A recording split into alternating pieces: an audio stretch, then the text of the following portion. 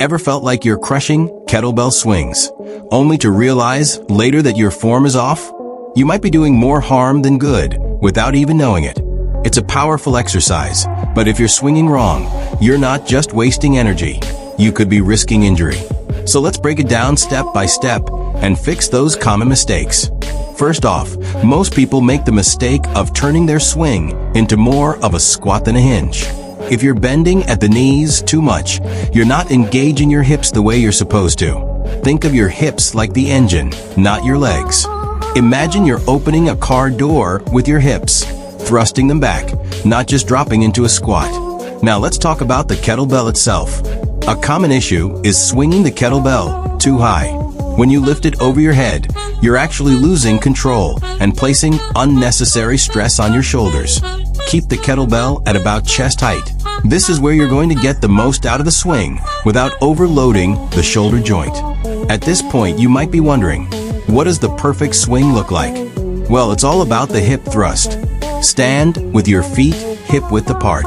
Push your hips back, not down, while maintaining a flat back, like you're preparing to slam a door with your hips. As you drive your hips forward, let the kettlebell swing naturally with the momentum, all while keeping your core tight. When you reach the top, your body should be straight and tall, almost like a plank. But remember, no excessive arching in your back. That can lead to lower back pain. How did that feel so far? Is your body already starting to click into place?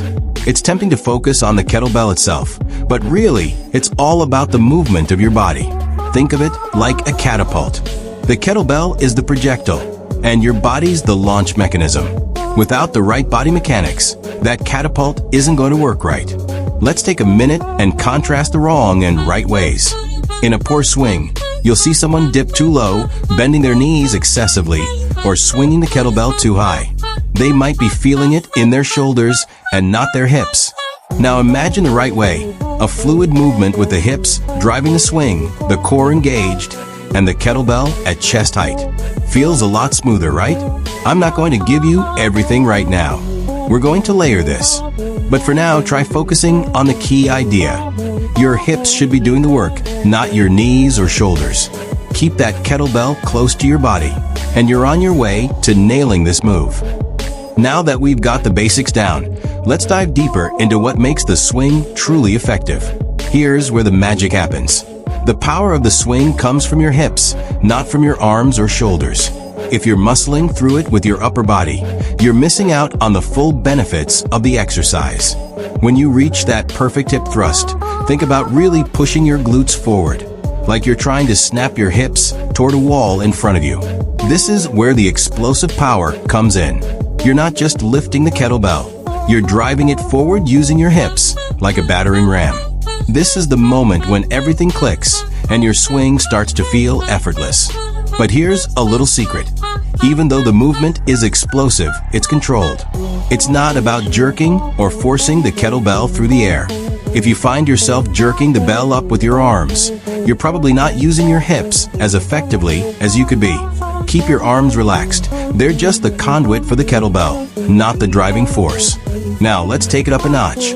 Here's where we add an intermediate fix. Instead of just focusing on the upward swing, think about the descent as well. As the kettlebell swings back down, you want to control the motion with your hips, not just let gravity take over. A common mistake here is letting the kettlebell drop too fast or out of control, which can throw your form off. Try to guide it with your hips and a tight core. Think of it like catching a ball. You don't let it just drop into your hands. You guide it and control it all the way down. Okay, we're almost there. Now for the advanced tweak, your breathing. Yes, your breath plays a huge role in maintaining stability and power throughout the movement. As you swing the kettlebell up, exhale sharply. This will help you engage your core even more, giving you that extra layer of protection and power. On the way down, inhale through your nose to reset, then repeat. Can you feel the difference? It's all about perfecting the rhythm between your body mechanics and breathing. This isn't just about moving the kettlebell. It's about moving your body in the most efficient way possible to create power and control. So here's a quick challenge. Try 10 swings right now, focusing only on your hips and core. Keep that kettlebell chest height, and control both the ascent and descent. Does it feel different than before? More fluid, more controlled? Remember, this isn't something you perfect overnight. But every time you hit that perfect swing, you're one step closer to mastering it. So keep practicing, stay consistent, and soon enough, you'll feel the difference. Alright, now we're diving into the final touches.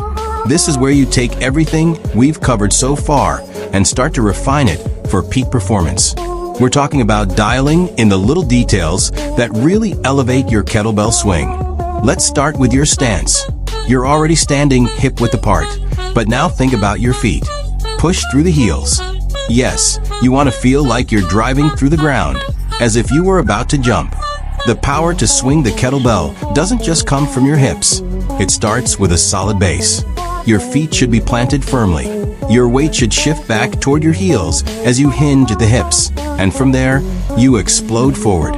Next, let's talk about timing. The timing of the swing is crucial for control and efficiency. You want to find that sweet spot where the kettlebell swings naturally, using the momentum from your hips. If you're rushing the swing or going too slow, you're either losing power or sacrificing control. The kettlebell should swing in a smooth rhythm, like the pendulum of a clock.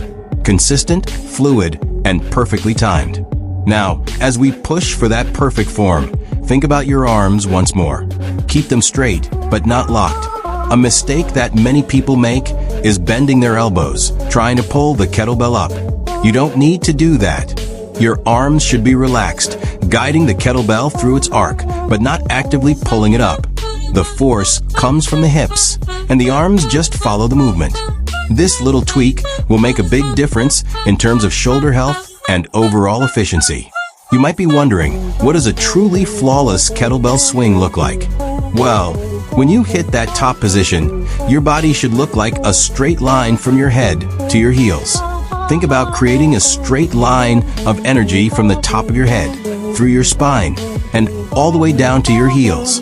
This is a sign that everything, your core, your glutes, your legs, is firing at the same time, working together in harmony. Here's a big tip for consistency: filming yourself. Yes, it might sound a little weird, but trust me, it works.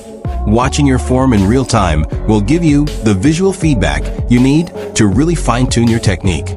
You'll be able to catch those little mistakes, like rounding your back or swinging too high, before they become habits. And finally, let's wrap this up with a quick challenge. I want you to try 10 perfect reps, but this time, pay extra attention to your body, alignment, and rhythm. Are your feet planted? Is your core tight and engaged? Can you feel the power coming from your hips? After those 10 reps, take a second to notice how your body feels. More stable, more powerful, right? The key to mastering the kettlebell swing isn't perfection, it's progress. Each time you swing, you're building on the last. So stay patient, stay focused, and keep practicing. Every time you get it right, you're improving, and that's what really counts. Now that you've got the hang of the swing, let's talk about progression. How to take your kettlebell swings to the next level. The beauty of this exercise is that once you have solid form, there's always room to challenge yourself. But don't rush it. Focus on mastering your movement first. It's not about lifting the heaviest weight right away. It's about continually improving your technique and gradually increasing your intensity. Let's start with weight. The first mistake people make when progressing is jumping to a heavier kettlebell too soon. The goal here is to be able to perform the swing perfectly with your current weight before adding more. The weight should feel like a challenge by the end of your set, but it should never cause you to compromise your form. If you find yourself rounding your back or swinging erratically just to lift a heavier kettlebell, that's a sign to scale back and focus on quality first. Once your form is flawless with your current weight, it's time to add more load. But here's the trick: increase weight gradually. You don't need a massive jump. Go up by increments, say 2 to 5 pounds, and see how your body reacts. If you're still executing the swing smoothly, you're on the right track. If your form starts to falter, that's your cue to back off a bit and practice until you're comfortable. Now let's talk about adding reps and sets. Once you're solid with the movement, increase the volume to build endurance and strength. But here's the key: Don't add too many reps all at once.